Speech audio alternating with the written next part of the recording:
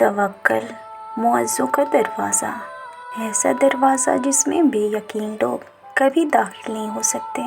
ہمارا مقدر ہمارے ہاتھ میں ہوتا ہے۔ زندگی کو سکون اور پرسکون ہم خود ہی بناتے ہیں۔ ہم وقت کے ساتھ نہیں چلتے۔ اگر کوئی حادثہ ہمیں کہیں روک دے تو ہم وہیں ٹھہر جاتے ہیں۔ ہمیں لگتا ہے دعائیں مانگنا چھوڑ دینا یقین اور صبر ہے۔ یقین تو وہ ہے جو کچھ نہ ملنے کے باوجود بھی دعا کے لیے ہاتھ اٹھایا جائے۔ صبر تو وہ ہے دل کے تڑپنے کے باوجود معاملات اللہ کو سونپ دیا جائے۔ آئی نو ایسا کرنا آسان نہیں ہوتا، لیکن ایسا کرنے کے بعد آسانیاں ہی آسانیاں ہوتی ہیں۔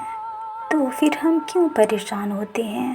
اسے اللہ کے حوالے کر کے کیوں نہیں سکون سے ہو جاتے؟ کاش ہم دعاؤں کو نہیں ٹھکراتے، کاش ہم اپنی قسمت سے نہیں لڑتے، کاش ہم دعاؤں کی بے ادبی نہیں کرتے۔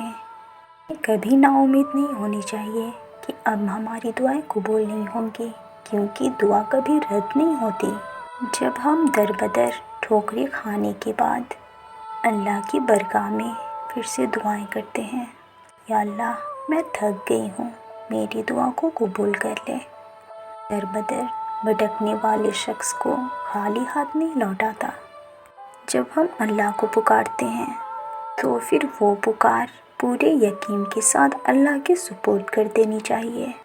جب ہم اللہ کے فیصلے پر سر جھکانا سیکھ جاتے ہیں تو پھر ہمارا رب ہمیں کون سے نواز دیتا ہے۔ تو پھر ہم ہوتے ہیں، ہمارا رب ہوتا ہے اور ہمارا بدلتا ہوا مقدر۔